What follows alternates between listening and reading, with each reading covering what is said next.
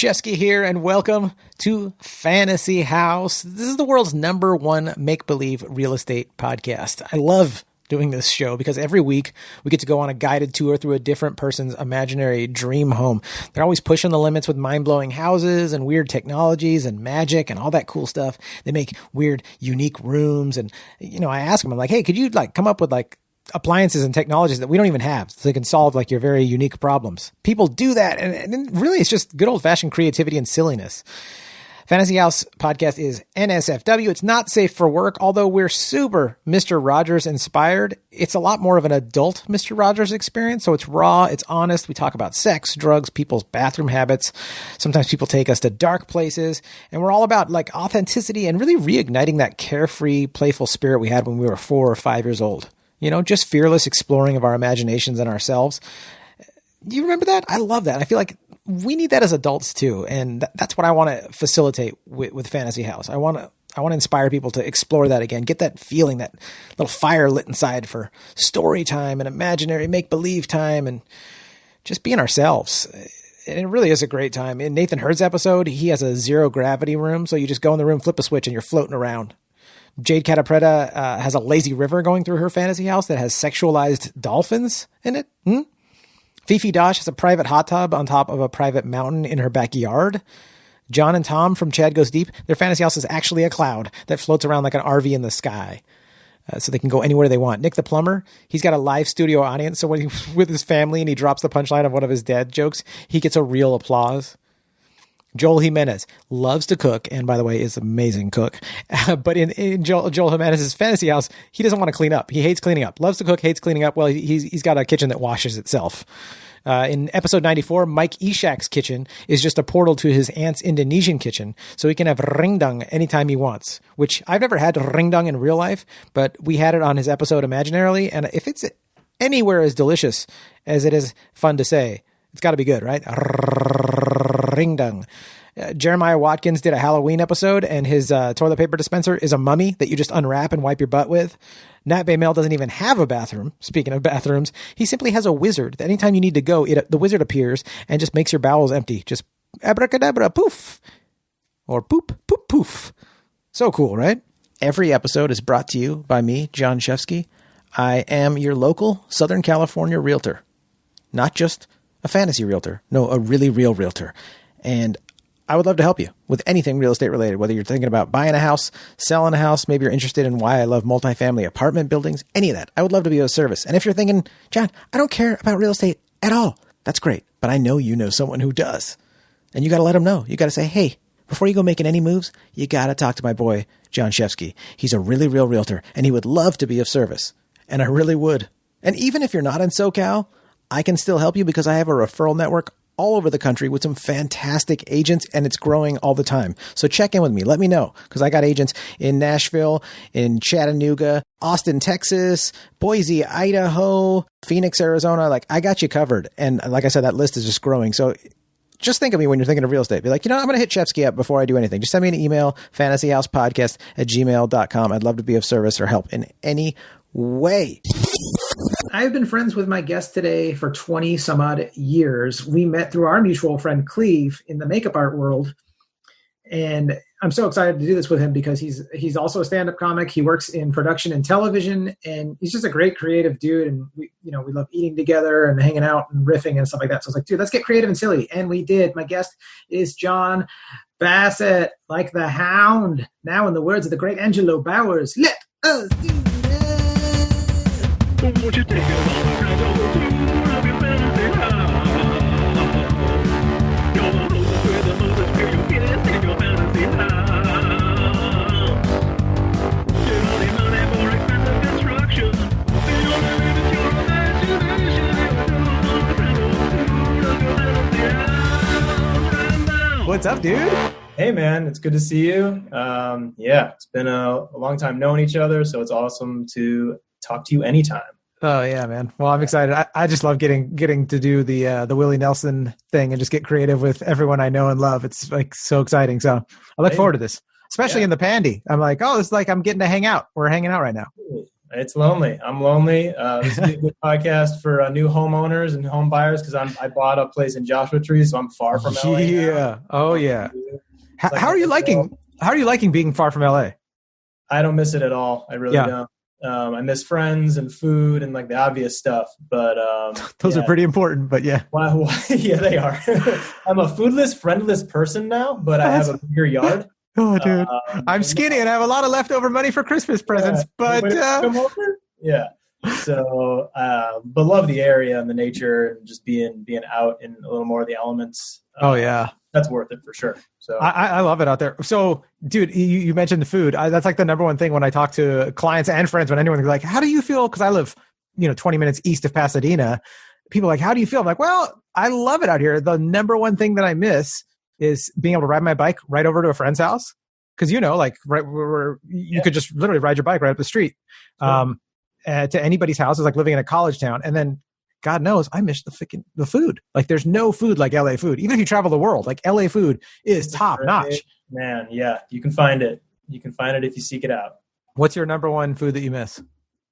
I like just good sushi, being closer to just LA and the scene. I think Asian and food in general. I just think like we're in Yucca Valley. It's nothing against Yucca Valley, but it's like we have 2 Del Tacos. Oh, gross. But there's 2, that says a lot. I feel like I've had good pad see ew somewhere out there, like good Thai food somewhere in Yucca. There's decent Thai, like there's a good Chinese joint, but I think when it comes to just legit sushi and freshness of fish, I think it's regional.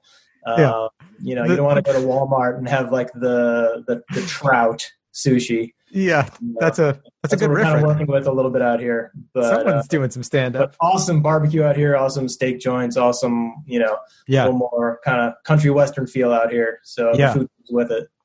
That's good. I don't know if did we ever eat? I know you and I ate at Bad Mash, which is like one of the best Indian foods of all time. Is Bad Mash. So did you ever eat at Golden State? Did we ever go there together? I've been to Golden State. I've had the chicken. It is good. Their cheeseburger is my favorite cheeseburger of all time, and I've eaten at all the fancy. Yeah, dude, they're closing down in January. They're closing down. So sad. They sent out a social media thing. They said the pandemic got to us. We find that we couldn't hang in any longer. I was like, what? Well, I would hope they would open maybe a truck or just keep it going somehow. Well, they own Bloodso's, so the Bloodso's is probably still going on takeout. Probably being okay, but so just seeing what the pandemic's doing. To people's health has been enough. So good for you. What does it for you? That burger? Yeah. So it's simple. So I asked one of the owners, Jason, years ago. I was like, "What is in the burger that's so good?" He's like, "It's just that the meat is it's good, high quality meat. I'm pretty sure they get it at the Fairfax Market from the butcher there, and you never have any gristle in it.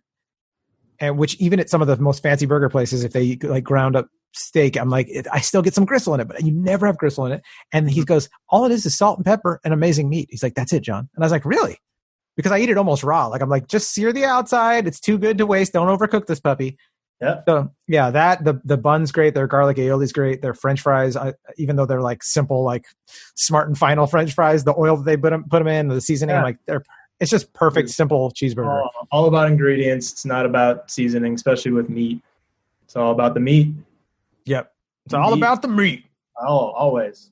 You're listening to Meat Boys Podcast. It's all about the meat over here, folks. Yeah, there's an awesome liquor store down the street from me that just sells local meat also. And it's like very, underspoken, but like the best meat I get is from this liquor store. They just happen to have local meat in the freezer. It's amazing. Oh, dude, I love that. Yeah.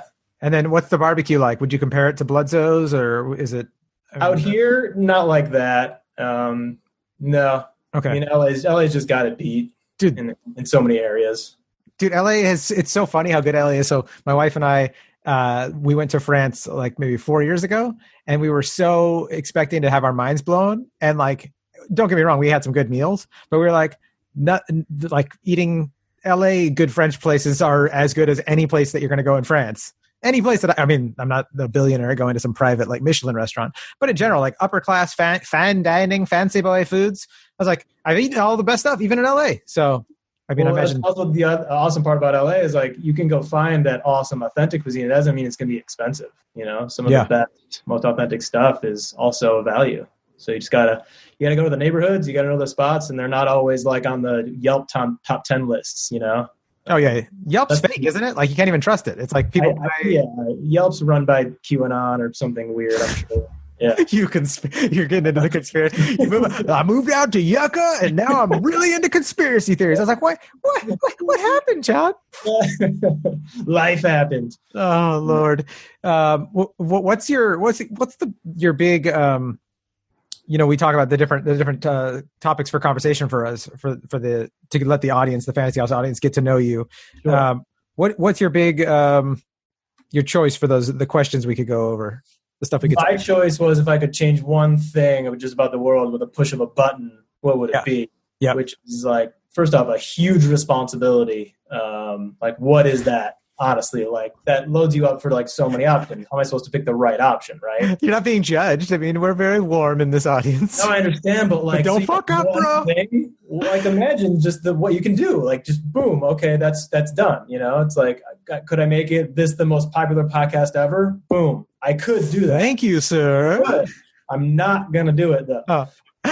We're not important enough for that one button to be pushed for that. Maybe you're being responsible. I can appreciate that. Okay. I think you need to be responsible with the answer, and my brain just goes to humanity, getting along, why we're here, and what our purpose is. And I'm not a hateful person, and I don't understand how hate, racism, I don't understand how those things become real in someone's life until you start thinking about it. And it's like, well, everything's learned.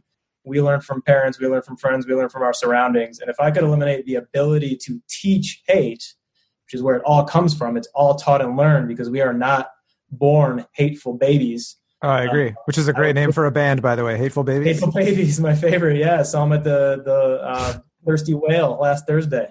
At the Glass House in Pomona before the pandemic. Because the last show I saw was the Hate show. That was like a 5-hour show. I can't believe the same song over and over. They really do. Stamina babies is what I call them. Like, how can you be on stage for that long?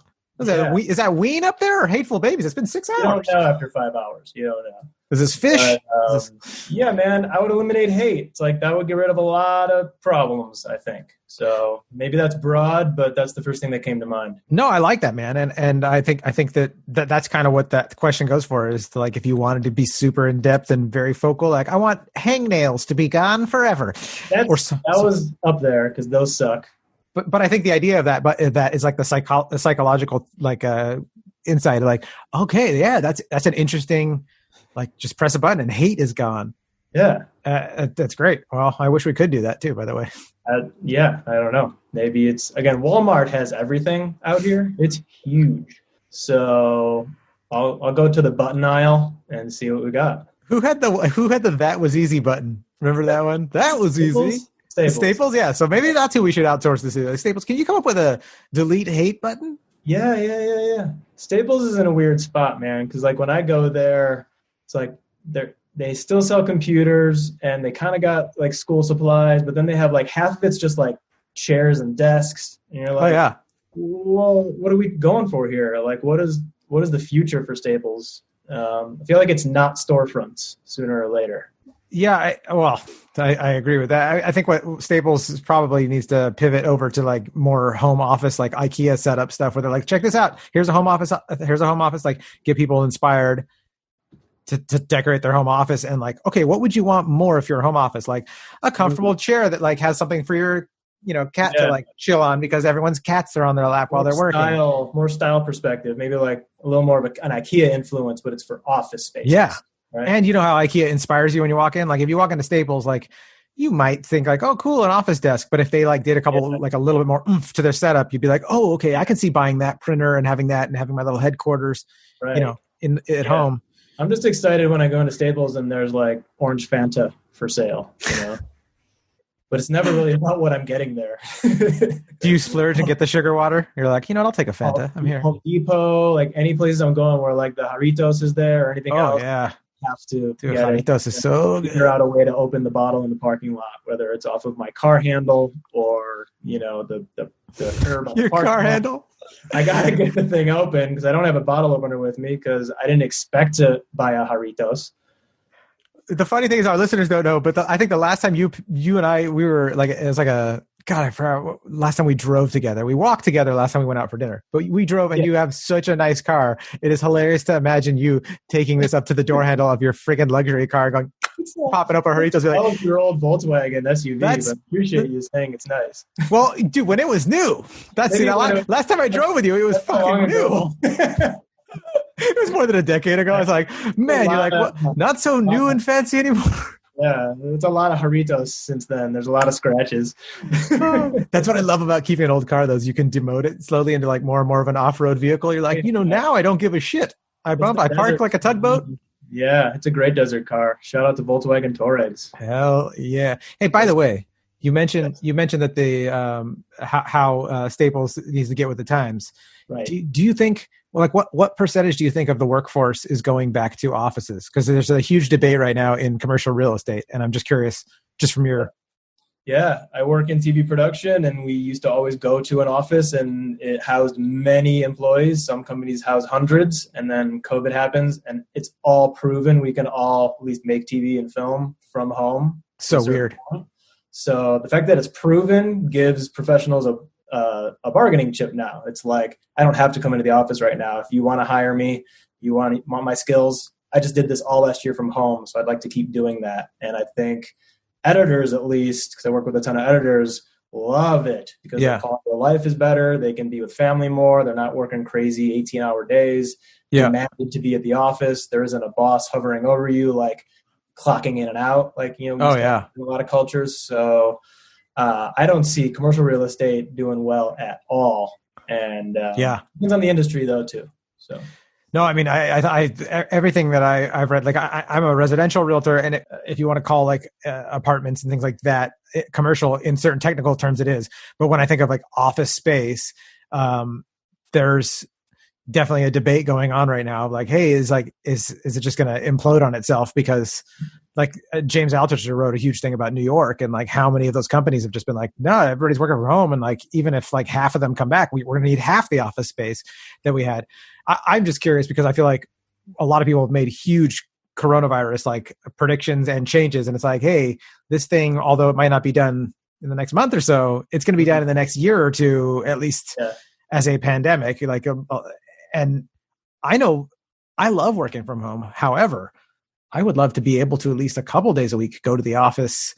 Yeah. And like, because there's a lot of responsibility at home, especially if you have kids that are distractions, and also like what do you call it when you're together with other people and you're just chatting, you're mixing minds? Just fucking? Yeah, there's a lot of fucking at my brokerage. Yeah. My wife would not let me be in real estate if realtors, if that was what real estate was.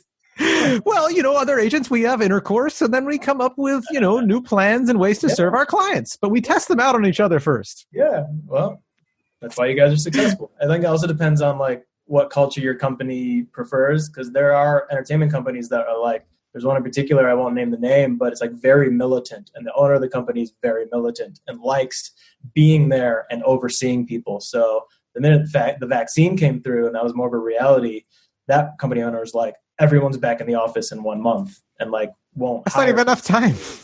No. I mean, talk about lunatics at a high level that make decisions, but they're lunatics. Oh yeah. Horrible mix, Let's go through a tour of your fantasy house, dude. Let's fantasy house it. Let's fantasy house it. I've never had that term, but let's do it. We're flying. We're flying an orange drone over, getting an aerial shot. What's the geographic location, and what kind of shapes and colors is your house? What are we looking at? Yeah, I feel like the shape is circular, something really open, almost kind of probably like a dome situation. I don't want to say it's like biodome, but I think as you're hovering over my house, half of it's mountains, half of it's ocean, and it's just basically a conglomerate of all my favorite environments that can't exist in reality. Yeah. Here, it's going to exist just outside, and that's kind of like the bird's eye view, I guess. Okay, let's zoom in close. Now we're coming up with the actual crew, and we're walking up to the door. How do we get into this puppy for our tour? Well, take off your shoes. You got it. There's no floors. What does that mean? I'm not sure. I like that, though. Take off your shoes because there's no floor. What do you mean? We don't know. I think it's just to confuse you as you walk in the door. And then you're like, but I'm standing on the floor right now. You're like, no, you're not. I think everyone walks in, and immediately to your right, there's a button, and it says eliminate hate. and everyone walks in and just hits that button. So you can't bring hate into the house, and if you do, there's a way to eliminate it at the door. It's kind of like holy water if you're Catholic, but for humanity. You know? Are you going to produce that show like Eliminate? It's going to be called Eliminate. Eliminate. Yeah. We both Eliminate. Oh, dude. How's that even go? Is it like 4 guys that are hateful and then one woman is, I don't know. Maybe that's a conversation. Yeah, I can't pitch that right now. I have no idea. Yeah. I'm not sure. So it's 4 brutes. It's like Queer Eye for the Straight Guy, but it's like 4 like brutes, or maybe 4 different dudes that go around like trying to figure out ways to eliminate hate. Yeah. That sounds good. Right? You have like one alpha, like one person that's like hysterical and like really like calling everything hate. And then you have like that Daryl Davis guy that's just like, no, let's get to know these people and try to talk our way through it and help them get out. That actually would be a great show.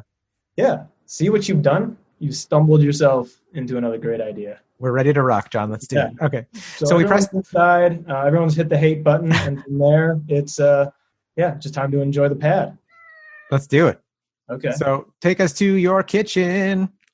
The kitchen, you walk in, and it is the food court from my hometown in 1998. Okay. What do we have there? You have everything you really need in life. You have great steak and fry company. Are you aware of this? Oh, yeah. Super down. That, you have a Taco Bell. You Sounds have a good. Sparrow. And you have a Wetzel's Pretzels.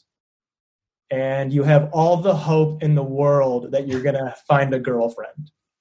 That's the combo of what you had in the 80s at your That's my kitchen. Yeah.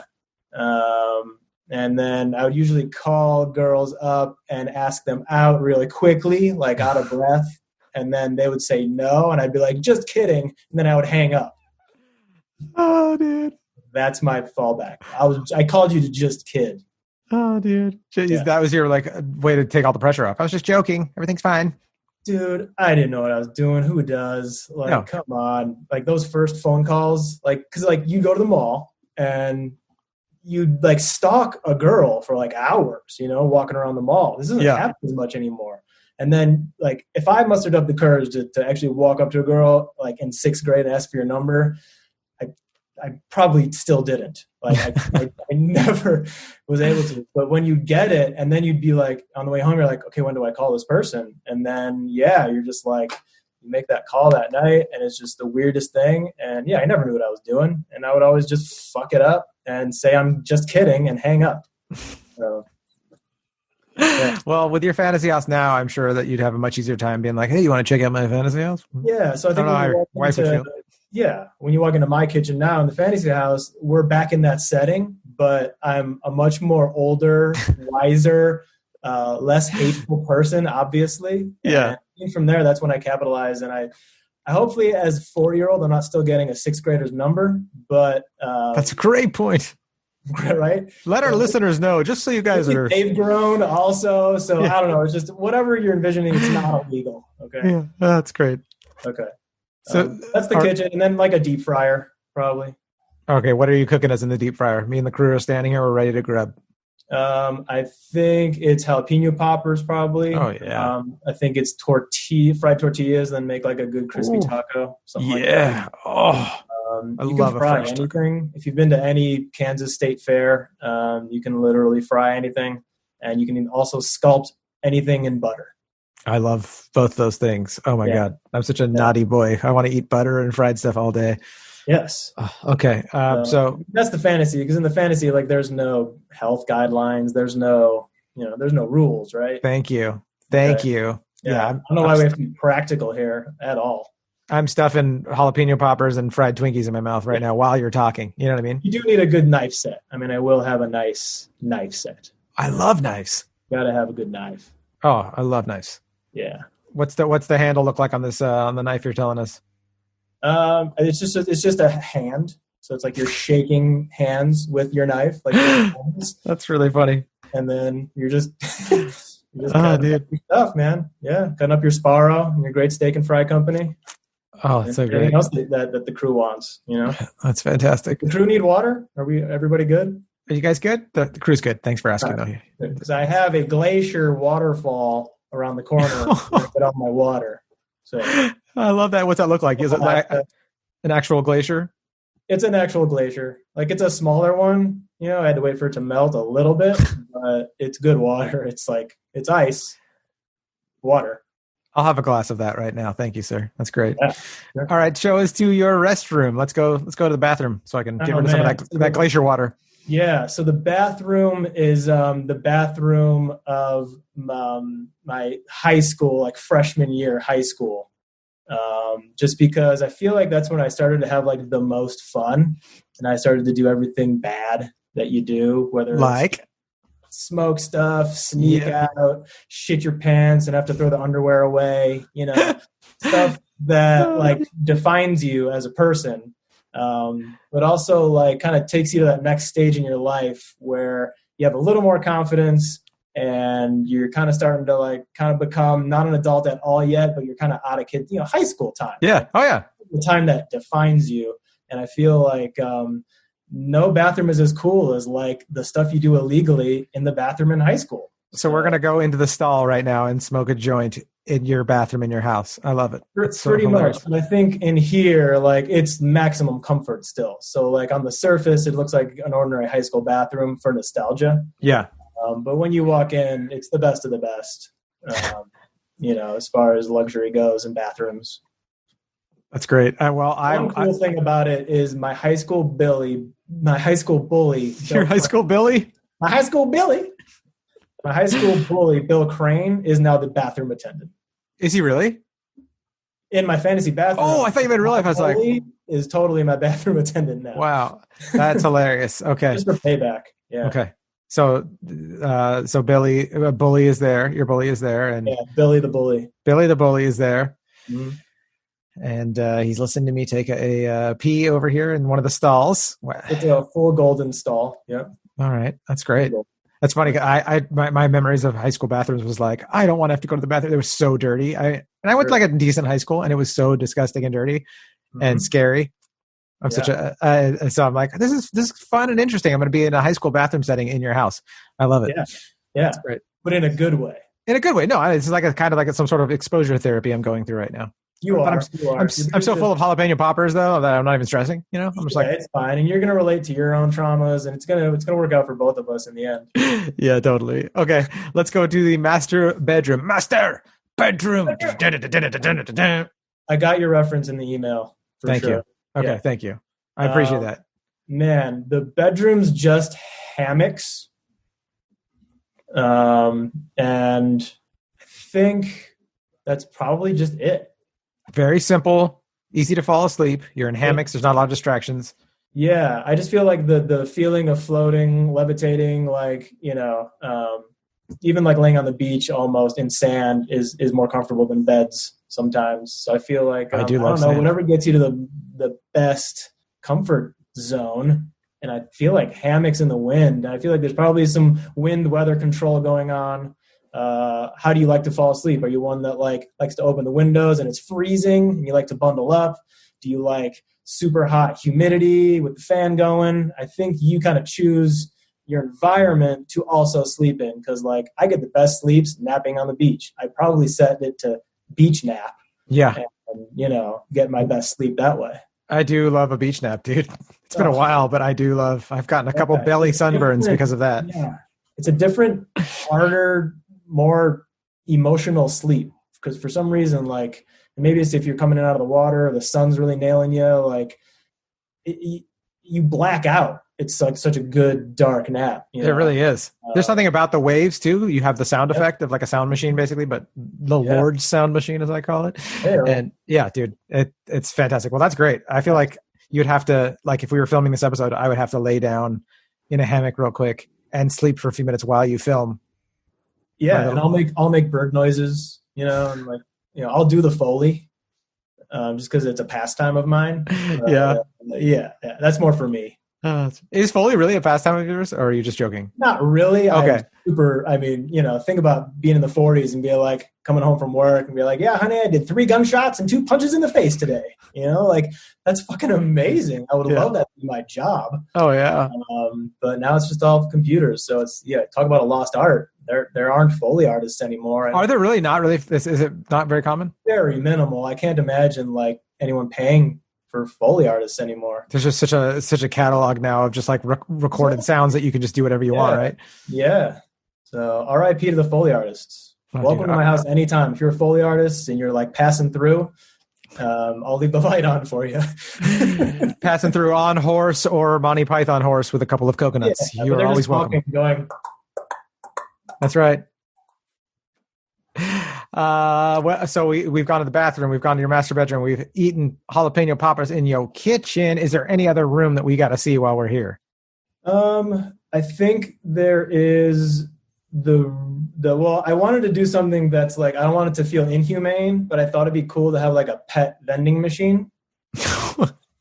Very Japanese. In the most humane way possible, because another thing about visitors is like, some aren't dog people, some are, some people love cats. Everyone has their animal preference. Yeah. And I think I'm coming around to the fact that I want to be a good host. It's almost like it's becoming not about me, but about the guests. You're so good already, man. While you're here, pick what animal you want. You want a lynx? Here, come to the animal machine. One comes down, super friendly, probably a little weirded out that it's been in a box for a couple of years, but it finally got chosen, and it's going to have a good time. Oh, dude, I love it. Well, no guilt for you, buddy, because this is a fantasy podcast, so you can nothing is ever hurt or wasted or used up in this in the making. Yeah. The only other thing I wanted to make sure is absolutely 100% real with this fantasy house is that there are no neighbors. Boy, I mean, even in your real house, your neighbors are far away, right? You guys all have acres, so you're far away. But in Joshua Tree area, we're all spread out, and there's not really fences separating everybody.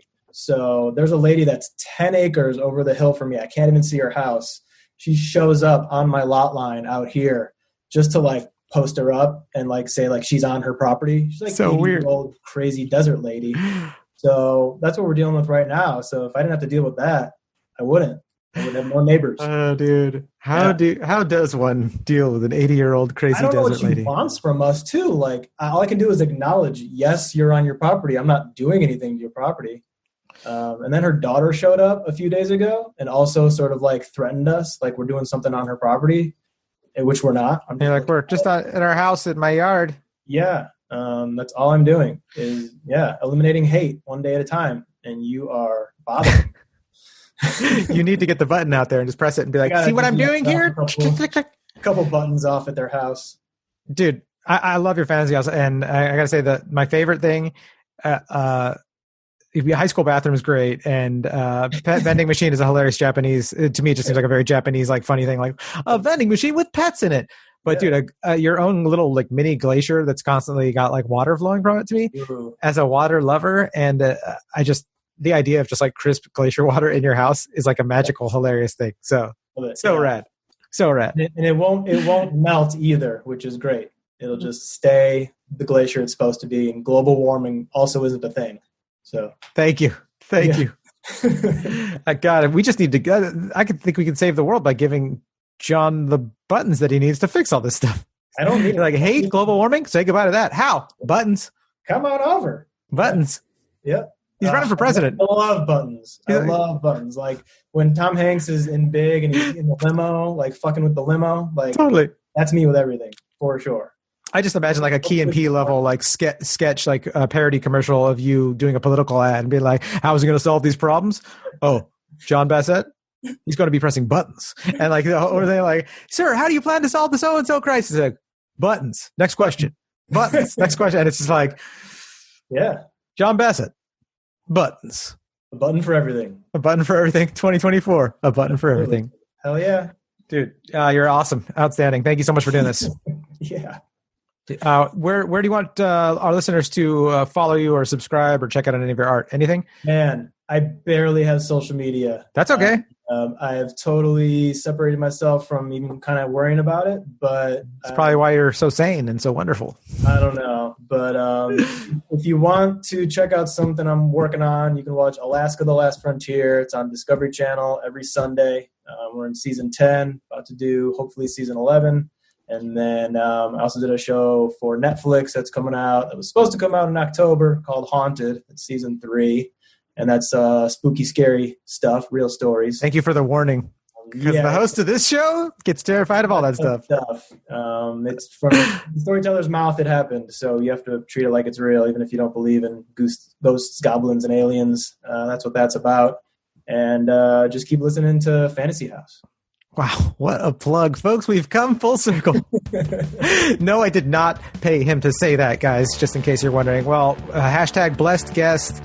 Feels so great to get to go through your Fantasy House. Guys, hit the subscribe button. Give us a review on one of the podcast platforms. Go do it right now. We really appreciate it. It means the world to us at Fantasy House. Be silly and have fun, guys. All right, we're going to get that vaccine soon. Get through this pandy. Mwah!